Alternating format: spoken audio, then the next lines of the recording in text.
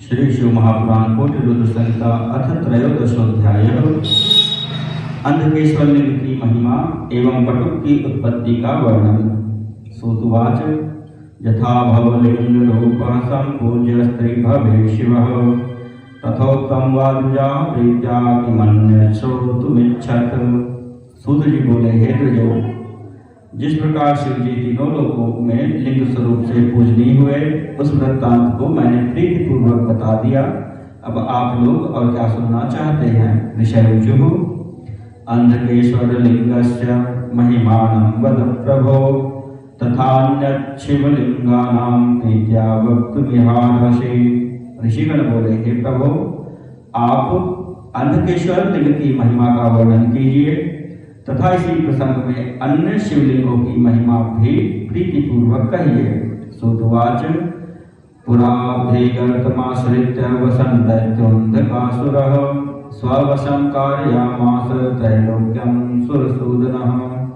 सूत जी बोले, हे महर्षियों, पूर्व समय में समुद्र के गर्त का आश्रय लेकर निवास करते हुए देवशत्रु अंधक नामक दैत्य ने त्रिलोक को अपने वश में कर लिया था।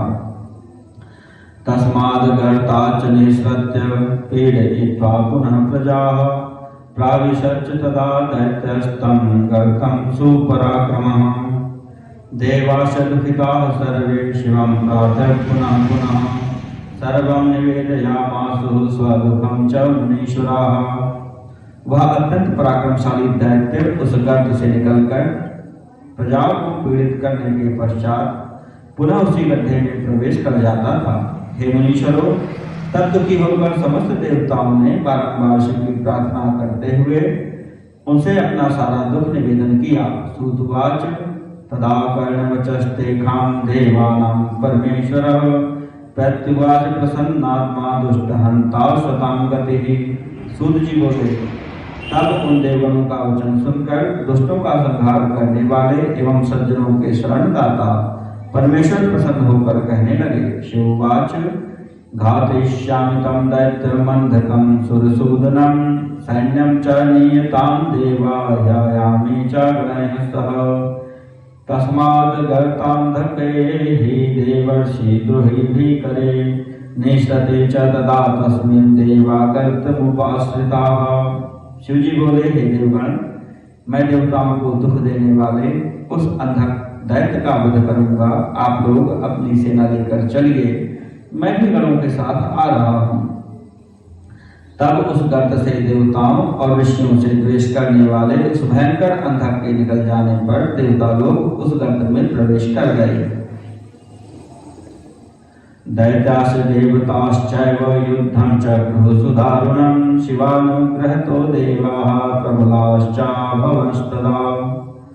देवैश्च पीडितः सोऽपि यावद्गर्तमुपागतः तावच्छूलेन सम्प्लुतः शिवेन परमात्मना। तब देवताओं एवं दैत्यों ने परस्पर अत्यंत भयानक युद्ध किया। शिवजी की कृपा से देवता उस युद्ध में प्रबल हो गए। देवताओं से पीड़ित होकर वह ज्यों ही उस गड्ढे में प्रवेश करने लगा, उसी समय परमात्मा शिव ने उसे त्रिशूल से पिरो लिया। तत्रयश्च तदा शंभुं ध्यात्वा संप्रार्थयत् तदा अंतकाले च त्वां दृष्ट्वा तादृशो भवति क्षणात्। तब त्रिशूल में स्थित हुआ वह शिव जी का ध्यान करके प्रार्थना करने लगा कि हे शिव जी, अंत समय में आपका दर्शन करके प्राणी आपके ही सदृश हो जाता है। इत्येवं संस्तुतः सोऽपि प्रसन्नः शंकरस्तदा उवाच वचनं तत्र वरं ब्रूहि ददामि ते। इस प्रकार स्तुत हुए उन शंकर ने भी प्रसन्न होकर यह वचन कहा, तुम वर मांगो, मैं तुम्हें दूंगा।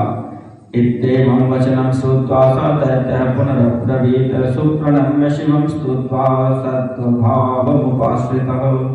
यह वचन सुनकर सात्विक भाव को प्राप्त हुए उस दैत्य ने शिव जी को भली भांति प्रणाम करके तथा उनकी स्तुति कर पुनः कहा। अंधकवाच यदि प्रसन्नो देवेश स्वभक्तिं देहि मे शुभां कृपां कृत्वा विशेषेण संसितो भवश्चेह वै। अंधक बोला, हे देवेश, यदि आप प्रसन्न हैं तो मुझे अपनी शुभ शक्ति प्रदान कीजिए और विशेष कृपा करके यहीं पर निवास कीजिए। सूतवाच इत्युक्तस्तेन दैत्यं तं तद्गर्ते चाक्षिपद्धरः स्वयं तद्विस्तो लिंगरूपोऽसौ लोककामया। सूत जी बोले, उसके इस प्रकार कहने पर भगवान शंकर ने उस दैत्य को उसी गड्ढे में फेंक दिया और लोकहित की कामना से वे वही लिंग रूप धारण कर स्थित हो गए। अंधकेशं च तल्लिंगं नित्यं यः पूजयेत् नरः क्षणमासात् जायते तस्य वाञ्छा सिद्धिर्न संशयः। जो मनुष्य नित्य उस अंधकेश्वर लिंग की पूजा करता है उसकी 6 मास के भीतर ही समस्त कामनाएं पूर्ण हो जाती हैं, इसमें संदेह नहीं है। व्रत्यर्थं पूजयेत् लिंगं लोकस्य हितकारकं क्षणमासं यो द्विजश्चैव स वै देवलोकः स्मृतः।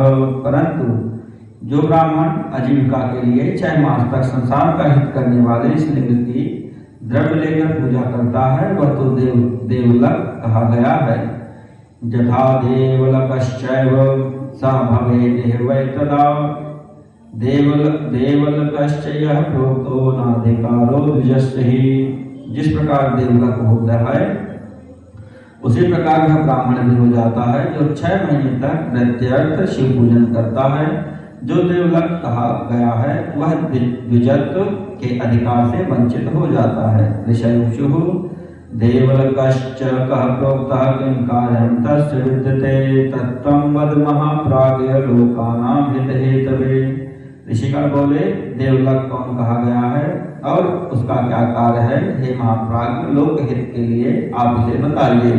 सूतवाच दधीचि नाम विप्रो यो धर्मिष्ठो वेद पारगः शिव भक्तिरतो नित्यं शिवशास्त्रपरायणः तस्य पुत्रस्तथा ह्यासीत् सुगतो नाम्ना सुदर्शनः तस्य भार्या दुकूला च नाम्ना दुष्टकुलोद्भवा।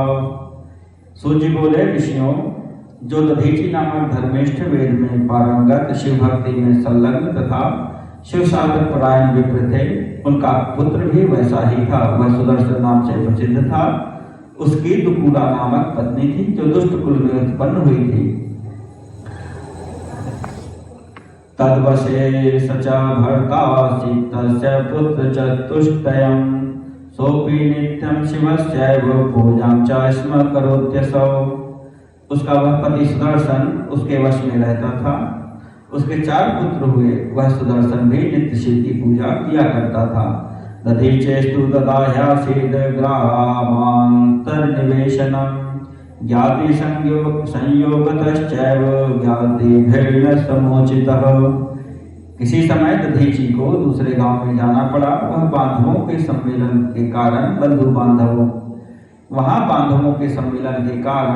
बंधु बांधवों ने उन्हें लौटने नहीं दिया। कथयित्वा च पुत्रं स शिवभक्तिरतो भव इत्युक्त्वा स गतो मुक्तो दधीचि शैव सत्तमः सुदर्शनस्तत्पुत्रोऽपि शिवपूजां चकारः एवं चिरतरः कालो व्यतीयाय मुनीश्वराः। शैवों में श्रेष्ठ वे दधीचि अपने पुत्र से तुम शिव जी की सेवा करते रहना इस प्रकार कहकर पूजन आदि दायित्वों से मुक्त होकर चले गए। उनका पुत्र सुदर्शन भी शिव जी का पूजन करता था। हे मुनीश्वरों, इस प्रकार बहुत समय बीत गया। एवं च शिवरात्रिश्च समायाता कदाचन तस्यां चोपोषिताः सर्वे स्वयं संयोगतस्तदा। इसी बीच शिवरात्रि आ गई और उसमें सभी लोगों ने उपवास किया और सुदर्शन ने स्वयं भी संयोगवश उपवास किया। पूजां कृत्वा गतः सोऽपि सुदर्शन इति स्मृतः स्त्री संगम शिवरात्रौ तु कृत्वा पुनरिहागतः। वह सुदर्शन भी पूजा करके चला गया और शिवरात्रि में स्त्री संग करके पुनः वहां आ गया।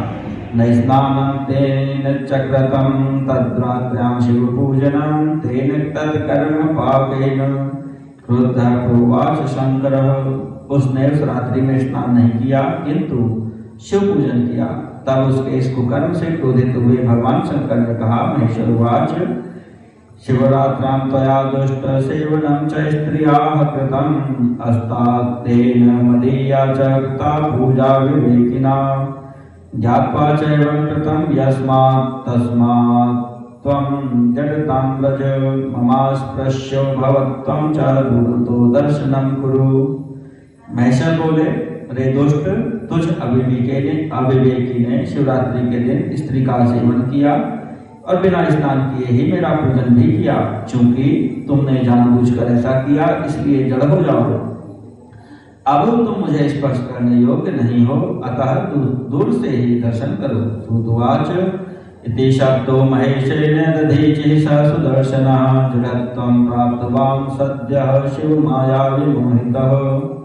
सूत जी बोले, हे महर्षियों, शिव जी के द्वारा इस प्रकार शापित वह दधीचि पुत्र सुदर्शन शिव माया से विमोहित होकर उसी क्षण जड़ हो गया। एतस्मिन् समये विप्रादधीचि शैव सत्तमः ग्रामान्तरात् समायातो वृत्तान्तं श्रुतवांश सह। हे ब्राह्मणों, इसी समय शिव भक्तों में श्रेष्ठ दधीचि दूसरे गांव से आ गए और उन्होंने यह समाचार सुना। शिवेन भर्त्सितः सोऽपि दुःखितो भूदतीव हि रोदहा हतोऽस्मीति दुःखेन श्रुतकर्मणा। पुनः पुनर्वाचेति स दधीचि सतां मतः अनेनेदं कुपुत्रेण हतं मे कुलमुत्तमम्। शिव जी ने उन्हें भी धिक्कारा। तब वे अत्यंत दुखी हुए और यह कहकर रोने लगे, हाय पुत्र के दुखित करने वाले, कुकर्म से मैं मारा गया। सत्पुरुषों में श्रेष्ठ दधीचि ने बारंबार यह कहा कि इस कुपुत्र के कारण मेरा यह उत्तम कुल नष्ट हो गया। सपुत्रोऽपि हतो भार्यां पुंसचली मुक्तवान् द्रुतं पश्चात्तापमनुप्राप्य स्वपित्रा परिभर्त्सितः। तत्पित्रा गिरिजा तत्र पूजिता विधिभिर्वरैः सुयत्नतो महाभक्त्या स्वपुत्र सुख हेतवे। अपने पिता के द्वारा तिरस्कृत उस अभागे पुत्र सुदर्शन ने भी पश्चाताप करके अपनी भार्या के लिए कहा कि यह पुंसचली है। तदुपरांत उसके पिता ने वहां पुत्र के कल्याण के लिए प्रयत्न पूर्वक श्रेष्ठ विधियों से परम भक्ति भाव से पार्वती का पूजन किया। सुदर्शनोऽपि गिरिजां पूजयामास च स्वयं चंडी पूजन मार्गेण महाभक्त्या शुभैस्तवैः। स्वयं सुदर्शन ने भी महाभक्ति पूर्वक चंडी पूजन विधान से पार्वती का पूजन किया और उत्तम स्तोत्रों से उनकी स्तुति भी की। एवं तो पितृपुत्रहीननुपायैः सुभक्तितः प्रसन्नां चक्रतुर्देवीं गिरिजां भक्तवत्सलाम्। इस प्रकार दोनों पिता पुत्रों ने भक्ति पूर्वक अनेक उपायों से भक्तवत्सला देवी गिरिजा को प्रसन्न कर लिया। तयोः सेवा प्रभावेन प्रसन्ना चंडिका तदा सुदर्शनं पुत्रत्वे चकार गिरिजा मुने। हे मुने, तब उन दोनों के उत्कृष्ट सेवा भाव से प्रसन्न हुई चंडिका ने सुदर्शन को अपना पुत्र मान लिया। शिवं प्रसादयामास पुत्रार्थे चंडिका स्वयं वृद्धा पुनश्चंडे तत्पुत्रस्य प्रसन्नधिः। अथाज्ञाय प्रसन्नं तं महेशं वृषभध्वजं नमस्कृत्य स्वयं तस्य हितसंगे त्वं न्यवेशयत्। चंडिका ने स्वयं भी उस सुदर्शन नामक पुत्र के लिए शिव जी को प्रसन्न किया। इसके बाद पूर्व में सुदर्शन से क्रोधित किंतु उस पुत्र पर क्रोध रहित चंडिका ने प्रसन्न चित्त होकर उन वृषभध्वज महेश्वर को भली भांति प्रसन्न जानकर उन्हें नमस्कार कर स्वयं ही उस सुदर्शन को अपनी गोद में बैठा दिया। घृतस्नानं तशचक्रे पुत्रस्य गिरिजा स्वयं त्रिरावृतोपवीतं च ग्रन्थिनैकेन संयुतं सुदर्शनाय पुत्राय ददौ प्रीत्या तदाम्बिका उद्दिश्य शिव गायत्रीं षोडशाक्षर संयुतां। तदों नमः शिवायेति श्री शब्द पूर्वकाय च वारान् षोडश संकल्प पूजां कुर्यादयं बटुः। इसके बाद गिरिजा ने स्वयं ही सुदर्शन को घृत से स्नान कराकर एक ग्रंथि से युक्त त्रिराग व्रत यज्ञोपवीत प्रसन्नता पूर्वक पहनाया। तत्पश्चात अंबिका ने पुत्र सुदर्शन को 16 अक्षर से युक्त शिव गायत्री का उपदेश दिया और यह भी कहा कि यह बटु श्री शब्द पूर्वक ओम नमः शिवाय का इस मंत्र का 16 बार उच्चारण संकल्प पूजा किया करे। स्नानादि प्रणामांतम पूजयन् वृषभध्वजं मंत्रवादित्र पूजाभिः सर्खीणां सन्निधौ तथा नाम मंत्रानेकांश पाठयामास वै तदा उवाच सुप्रसन्नात्मा चंडिका च शिवस्तथा। पुनः उन्होंने स्नान से लेकर प्रणाम पर्यंत विविध उपचारों से ऋषियों के सानिध्य में मंत्र एवं वाद्य के साथ उस बालक से शिव पूजन करवाया और उससे शिव जी के अनेक नामों तथा मंत्रों का पाठ कराया। तत्पश्चात अत्यंत प्रसन्नचित्त होकर चंडिका एवं शिव जी ने उससे कहा, मदार्पितं च यत् किंचित् धान्यादिकं तथा तत्सर्वं च त्वया ग्राह्यं न दोषाय भविष्यति। मम कृते भवान् मुख्यो देवी कृते विषेकतः घटतैलादिकं सर्वं त्वया ग्राह्यं मदर्पितम्। प्रजापत्यं भवेद्यर्हि तरह्यो हि भवान् भवेत् तदा पूजा सम्पूर्णान्यथा सर्वा च निष्फला। तिलकं वर्तुलं कार्यं स्नानं कार्यं सदा त्वया शिवसन्ध्या च कर्तव्या गायत्री च तदीयका मदसेवां प्रथमं कृत्वा कार्यमन्यत् कुलोचितम्। एवं कृतेऽखिले भद्रं दुःखाक्षान्तामया तौ। हे पुत्र, मेरे लिए जो कुछ भी धन धान्य आदि अर्पित किया गया हो वह सब तुम्हें ग्रहण करना चाहिए। इसे ग्रहण करने में तुम्हें कोई दोष नहीं लगेगा। मेरे समस्त कार्य में और विशेषकर देवी के कार्य में तुम मुख्य रहोगे। मेरे लिए चढ़ाया गया घृत तैल आदि सब कुछ तुम्हें ग्रहण करना चाहिए। जब प्राजापत्य होने लगेगा तब उसमें तुम अकेले ही मुख्य होगे और तभी पूजा पूर्ण होगी, अन्यथा सब पूजा निष्फल हो जाएगी। तुम सर्वदा वर्तुलाकार तिलक लगाना, स्नान करना, शिव संध्या करना और शिव गायत्री का जप करना। सबसे पहले मेरी सेवा करके तुम कुलोचित अन्य कार्य करना। यह सब किए जाने पर तुम्हारा कल्याण होगा। मैंने तुम्हारे समस्त दोष क्षमा कर दिए। सूतवाच इत्युक्त्वा तस्य पुत्रास्य चत्वारो बटुकास्तदा अभिषिक्ताश्च चतुर्दिक्षु शिवेन परमात्मना चण्डी चैवाग्निकटे पुत्रं स्थाप्य सुदर्शनम्। तत्पुत्रान् प्रेरयामास वरान् दत्त्वा ह्यनेकशः। सूत जी बोले, ऐसा कहकर परमात्मा शिव जी ने उसके चारों बटुक पुत्रों को चारों दिशाओं में अभिषिक्त कर दिया। तब भगवती चंडी पुत्र सुदर्शन को अपने निकट बैठाकर उसके पुत्रों को अनेक प्रकार के वर देकर दीक्षा देने लगी। देवी उवाच उभयोर्व्यूहयोर्मध्ये बटुको यो भवेन्मम तस्य स्याद् विजयो नित्यं नात्र कार्या विचारणा। भवांश पूजितो येन तेनैवाहं प्रपूजिता कर्तव्यं हि भवद्वेश्य स्वीयं कर्म तत्सदास्तुत। देवी बोली, दो व्यूहों के युद्ध में जिस ओर मेरा बटुक होगा उसकी सदा विजय होगी, इसमें संदेह नहीं करना चाहिए। हे पुत्र, जिसने तुम्हारी पूजा की उसने मानो मेरी पूजा कर ली। तुम सभी को अपना कर्म सदा करते रहना चाहिए। सूतवाच एवं तस्मै वरा दत्ताः सपुत्राय महात्मने सुदर्शनाय कृपया शिवाभ्यां जगतां कृते। शिवाभ्यां स्थापिता यस्मात् तस्मात् ते बटुकाः स्मृताः तपोभ्रष्टा यतो जाताः स्मृतास्तस्मात् तपोधमाः। सूर्य बोले, हे ऋषियों, इस प्रकार शिव एवं शिवा ने कृपा पूर्वक संसार के कल्याण के लिए पुत्रों सहित उस महात्मा सुदर्शन को अनेक वर प्रदान किए। चूंकि शिव एवं पार्वती ने उन्हें अपने पुत्र के रूप में प्रतिष्ठित किया, इसलिए वे बटुक कहे गए और अपनी तपस्या से भ्रष्ट हुए, इसलिए वे तपोधम कहे गए हैं। शिवयो कृपया सर्वे विस्तारं बहुधा गताः तेकां च प्रथमा पूजा महापूजा महात्मनः। शिव शिवा की कृपा से वे आगे चलकर बहुत विस्तृत हो गए। इन बटुकों की प्रथम पूजा साक्षात महात्मा शंकर की ही महापूजा है। तेन यावत् कृता नैव पूजा वै शङ्करस्य च तावत् पूजा न कर्तव्या कृता चेन्न शुभापि सा।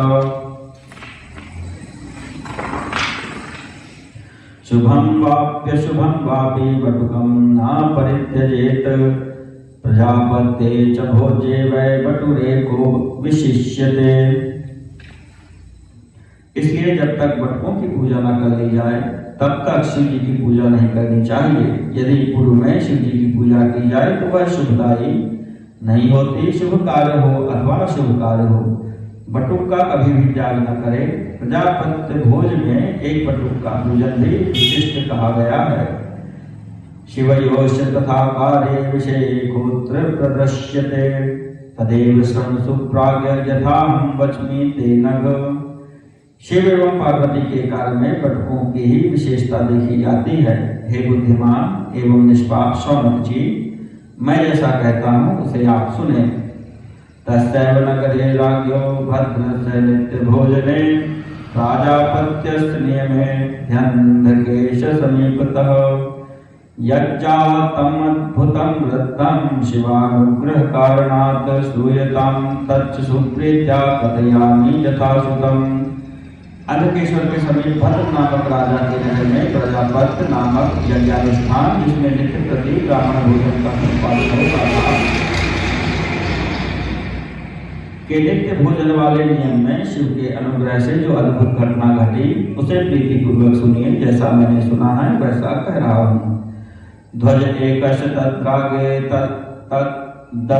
तस्तुष्टेन शंभुना प्रोक्तश्च कृपया राजा देवदेवेन तेन सह प्रातश्च बध्यतां राजन् ध्वजो रात्रौ पतिष्यति मम त्वेवं च सम्पूर्णे प्राजापत्ये तथा पुनः अन्यथायं ध्वजो मे हि रात्रावपि स्थिरो भवेत् इत्युक्त्वान्तर्हितः शंभो रागे तुष्टः कृपानिधि। भगवान सदाशिव ने प्रसन्न होकर उस भद्र नामक राजा को एक ध्वज प्रदान किया। उसके अनंतर देवाधिदेव सदाशिव ने कृपा पूर्वक उस राजा से कहा, हे राजन, जिस दिन तुम्हारा प्रजापत्य यज्ञ पूर्ण होगा उस दिन प्रातः काल यह बंधी हुई ध्वजा बढ़ेगी और रात्रि में गिर जाएगी। यदि तुम्हारी पूजा में कोई त्रुटि होगी तो यह ध्वजा रात्रि काल में स्थिर रहेगी। इतना कहकर राजा से संतुष्ट हुए कृपानिधि शंकर अंतर्ध्यान हो गए। तथेति नियमश्चासीत् तस्य राज्ञो महामुने प्राजापत्यं कृतं नित्यं शिवपूजा विधानतः स्वयं प्रातर्विवर्धेत ध्वजः सायं पतयेदिति। यदि कार्यं च सम्पूर्णं जातं चैव भवेदिह। हे महामुने, उस राजा का वैसा ही नियम चलता रहा।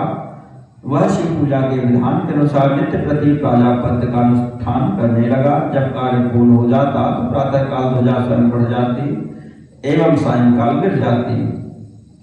एकस्मिन् समये चाग्र बटो कार्यं पुराय भूत ध्वजा सा पतितो वै ब्रह्म भोजन विनापि। किसी समय ब्राह्मण भोजन के बिना ही बटकों की पूजा पहले की हो गई और वह ध्वजा गिर पड़ी। दृष्ट्वा तच्च तदा तत्र भ्रष्टा राजा च पंडिताः भुञ्जते ब्राह्मणा यत्र नोत्थितो वै ध्वजस्थिति। कथं च पतितः सोऽत्र ब्राह्मणा ब्रूत सत्यतः ते भ्रष्टाश्च तदा प्रोचुर्ब्राह्मणाः पंडितोत्तमाः। ब्रह्मभोजे महाराज बटुको भोजितः पुरा चण्डीपुत्र शिवस्तुष्टस्तस्माच्च पतितो ध्वजः। यह देखकर राजा ने पंडितों से पूछा, ब्राह्मण लोग यहाँ भोजन कर रहे हैं किंतु यह ध्वज नहीं उठा। हे ब्राह्मणों, वह ध्वज क्यों गिर पड़ा? आप लोग सत्य सत्य कहिए। इस प्रकार पूछे जाने पर पंडित प्रवर ब्राह्मणों ने कहा, हे महाराज, ब्रह्म भोज में चंडीपुत्र बटुक को पहले ही भोजन करा दिया गया। इससे शिव जी संतुष्ट हो गए, इसलिए ध्वजा गिर गई। तच्छ्रुत्वा नृपतिः सोऽथ जानश्चान्येऽपि सर्वशः अभवन् विस्मितास्तत्र प्रशंसां चक्रिरे ततः। तब यह सुनकर वह राजा तथा अन्य लोग भी चकित हो उठे और प्रशंसा करने लगे। एवं च महिमा तेषां वर्धिता शंकरेण हि तस्माच्च बटुकाः श्रेष्ठाः पुरा विद्भिः प्रकीर्तिताः। इस प्रकार शिव जी ने स्वयं ही उन बटकों की महिमा बढ़ाई, इसलिए प्राचीन विद्वानों ने बटकों को श्रेष्ठ कहा है। शिव पूजा तय पूर्व मुक्ताया नान्यथा पुनः अन्येषां नाधिकारोऽस्ति शिवस्य वचनादिह उत्तारणं च कार्यं वै पूजा पूर्णा भवतीति एतावदेव तेषां तु कार्यं नान्यत् तथैव च। अतः बटकों के द्वारा ही शिव जी का उत्तारण करवानी चाहिए, अन्यथा पूजा सफल नहीं होती। शिव जी के वचनानुसार इसमें दूसरों का अधिकार नहीं है, उन्हें ही उत्तारणा करनी चाहिए, तभी पूजा पूर्ण होती है। केवल इतना ही उनका कार्य है, कोई दूसरा कार्य नहीं है। एतत् सर्वं समाख्यातं यत् पृष्टं च मुनीश्वराः तद्यत् श्रुत्वा शिवपूजायाः फलं प्राप्नोति वै नरः। हे मुनीश्वरों, आप लोगों ने जो पूछा था वह सब मैंने कह दिया। इसे सुनकर मनुष्य शिव पूजा का फल प्राप्त करता है। इति श्री शिव महापुराणे चतुर्थ्यां कोटिरुद्र संहितायां बटकोत्पत्ति वर्णनम नाम त्रयोदशोऽध्यायः।